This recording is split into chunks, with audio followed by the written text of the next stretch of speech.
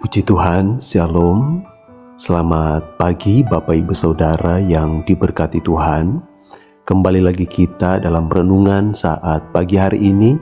Sebelum kita mendengarkan kebenaran firman Tuhan, mari kita berdoa, meminta pimpinan Allah Roh Kudus agar setiap firman Tuhan yang Bapak Ibu Saudara dengarkan pagi hari ini boleh menguatkan dan meneguhkan iman percaya kita. Kita berdoa. Bapa yang baik, terima kasih, kami bersyukur atas berkat kasih dan kemurahan-Mu bagi kami. Pagi hari ini kami bangun dengan tubuh yang sehat, dan sebelum kami melangkah dalam setiap aktivitas kami rindu mendengarkan kebenaran firman-Mu.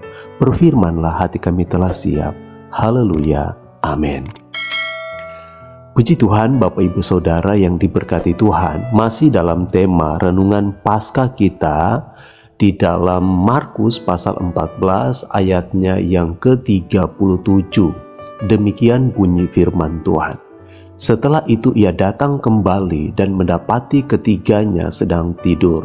Dan ia berkata kepada Petrus, "Simon, sedang tidurkah engkau? Tidakkah engkau sanggup berjaga-jaga 1 jam?" Bapak Ibu Saudara yang diberkati oleh Tuhan Yesus Kristus, sampai 3 kali kalimat atau kata tidur ini tertulis dalam Markus pasal 14 ini, dalam kisah di mana Yesus berdoa di Taman Getsemani. Pada waktu dia pergi berdoa, firman Tuhan berkata bahwa ketika dia kembali, dia mendapati Petrus, Yakobus, dan Yohanes tertidur. Dia pergi untuk yang kedua kalinya, mereka masih ada dalam keadaan yang tertidur. Kemudian ketiga kalinya Yesus berkata, "Bangunlah, sebab anak manusia akan segera diserahkan." Bapak Ibu Saudara yang diberkati Tuhan, apa makna atau kiasan daripada kata tidur di dalam Alkitab? Kata tidur di dalam Alkitab biasanya dipakai dalam suatu arti kiasan. Seperti di dalam Amsal pasal 19 ayatnya yang ke-15 diterangkan di sana sebagai bentuk kelambanan daripada pikiran. Amsal 19 ayat 15 berkata, "Kemalasan mendatangkan tidur nyenyak, dan orang yang lamban akan menderita lapar." Amsal pasal 19 ayat yang ke-15 ini menerangkan tentang kelambanan pikiran.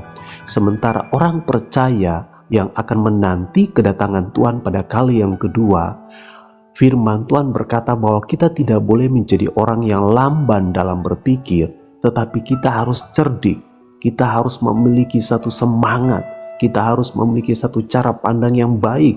Kenapa dalam Roma 12 ayat 2 berkata kita harus mengubah paradigma kita, cara berpikir kita yang salah, bahwa ketika kita sedang menantikan kedatangan Tuhan pada kali yang kedua, pikiran kita tidak boleh lamban.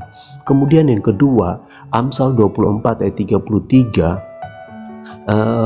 di sini melambangkan, yaitu tentang kemalasan secara pribadi. Dikatakan Amsal 24 ayat 33, tidur sebentar lagi, mengantuk sebentar lagi, melipat tangan sebentar lagi, untuk tinggal berbaring. Dan Bapak Ibu Saudara bisa baca ayat yang selanjutnya. Yang kedua ini yaitu melambangkan, yaitu dalam arti pengertian, yaitu orang Kristen, orang percaya tidak boleh malas secara badani mereka.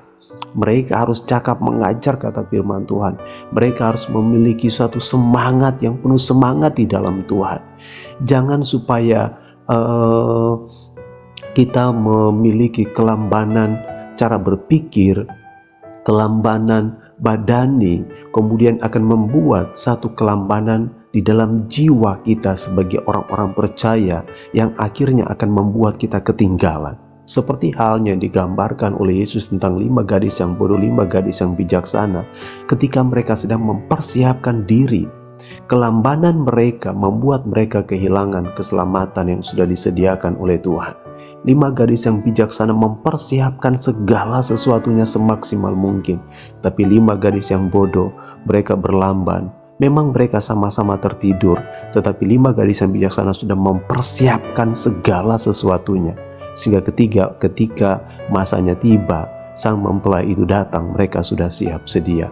Oleh sebab itu bagi saya dan saudara, dalam 1 Tesalonika 5 ayat 4-8 berkata seperti ini, tetapi kamu, saudara-saudara, kamu tidak hidup dalam kegelapan sehingga hari itu tiba-tiba mendatangi kamu seperti pencuri, karena kamu semua adalah anak-anak terang dan anak-anak siang. Kita bukanlah orang-orang malam atau orang-orang kegelapan. Sebab itu baiklah jangan kita tidur seperti orang-orang lain, tetapi berjaga-jaga dan sadar. Sebab mereka yang tidur, tidur waktu malam, dan mereka yang mabuk, mabuk waktu malam. Tetapi kita yang adalah orang-orang siang, baiklah kita sadar, berbaju sirakan iman dan kasih, dan berketopongkan pengharapan keselamatan. Bapak, Ibu, Saudara, kita bukanlah orang-orang malam, kata firman Tuhan. Kita bukanlah orang-orang kegelapan yang lamban dalam berpikir, yang lamban dalam bekerja, yang lamban dalam melakukan banyak hal. Tetapi kita adalah orang-orang yang telah dimerdekakan. Firman Tuhan berkata kita adalah orang-orang siang, baiklah kita harus sadar dan berbaju sirakan iman dan kasih, dan berketopongkan pengharapan keselamatan untuk menanti janji kedatangan Tuhan pada kali yang kedua. Roma pasal 13 ayat 11 berkata, hal ini harus kamu lakukan karena kamu mengetahui keadaan waktu sekarang, yaitu bahwa saatnya telah tiba bagi kamu untuk bangun dari tidur, sebab sekarang keselamatan sudah lebih dekat bagi kita daripada waktu kita menjadi percaya. Bapak, Ibu, Saudara yang diberkati Tuhan, dengarkan baik firman Tuhan saat pagi hari ini. Saatnya telah tiba untuk kita bangun dari tidur kita. Sebab sekarang firman Tuhan berkata keselamatan sudah lebih dekat. Kalau kita melihat situasi keadaan yang terjadi saat ini, tanda-tanda zaman sedang digenapi. Oleh sebab itu firman Tuhan mengingatkan kepada saya dan saudara agar kita tidak tidur secara rohani di hadapan Tuhan. Kita harus bangun, rohani kita harus bertumbuh, rohani kita harus menyala-nyala di hadapan Tuhan. Dalam Matius pasal 25 ayat 13 berkata, karena itu berjaga-jagalah, sebab kamu tidak tahu akan hari maupun akan saatnya. Pasal 26 ayat 41 berkata, berjaga-jagalah dan berdoalah supaya kamu jangan jatuh ke dalam pencobaan. Roh memang penurut, tetapi daging lemah. Bapak, Ibu, Saudara yang diberkati Tuhan, renungan kita saat pagi hari ini mengingatkan kepada saya dan saudara untuk kita terus bangun rohani kita di hadapan Tuhan. Jangan tidur secara rohani, agar ketika masa waktu Tuhan itu datang, kita sudah siap sedia, maka kerajaan sorga menjadi bagian milik saya dan saudara. Mari kita berdoa. Terima kasih Bapa yang baik, kami bersyukur untuk renungan firman-Mu yang indah saat pagi hari ini, bahwa kami harus bangun rohani kami di hadapan Tuhan. Tidak boleh tertidur di hadapan Tuhan. Kami tidak boleh lamban dalam berpikir. Kami tidak boleh malas untuk mencari Tuhan. Kami tidak boleh menyia-nyiakan waktu kami. Tetapi kami harus bangkit, sebab terang kemuliaan Tuhan akan terbit atas kehidupan kami. Kami terima setiap firman-Mu dengan penuh ucapan syukur. Terima kasih Bapa, hamba-Mu berdoa saat pagi hari ini. Berkatilah umat kepunyaan-Mu. Yang sakit Engkau sembuhkan, yang lemah imannya dikuatkan, yang bersusah hati Engkau beri penghiburan, yang tertutup jalan Engkau akan bukakan pintu-pintu berkat yang baru.